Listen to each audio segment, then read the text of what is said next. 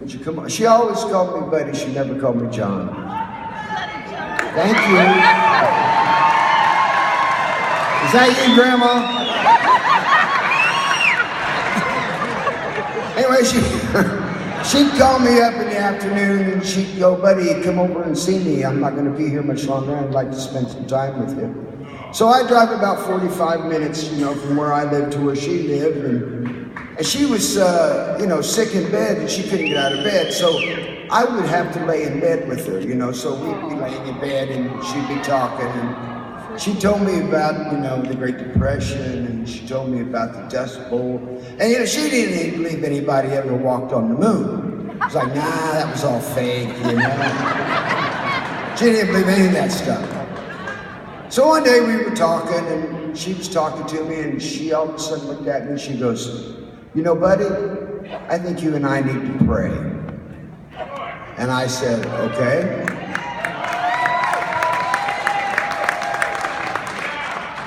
So she started praying, and she said a little prayer that we'd all heard a million times. That's how it started. And then the prayer went on, and it was getting kind of uncomfortably long. And then all of a sudden, out of nowhere, I hear, and me and Buddy are ready to come home.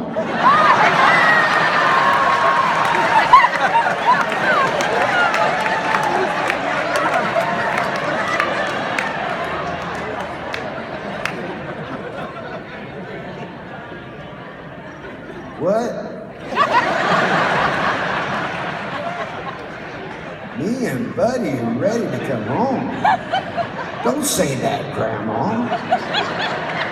He might hear you. Besides, Buddy's got a lot more sinning he'd like to do.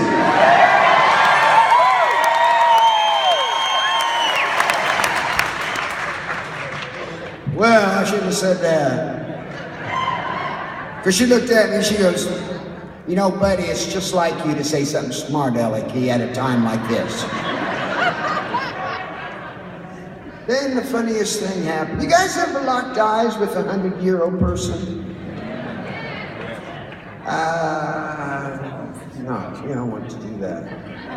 Because when you're locking eyes with a 100-year-old person, you're locking eyes with God.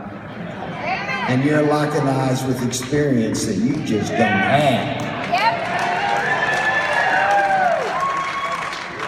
And she got this look on her face and this aura around her face that made her look like a young little angel. And she looked at me and she said, Buddy, you're going to find out real soon that life is short, even in its longest days.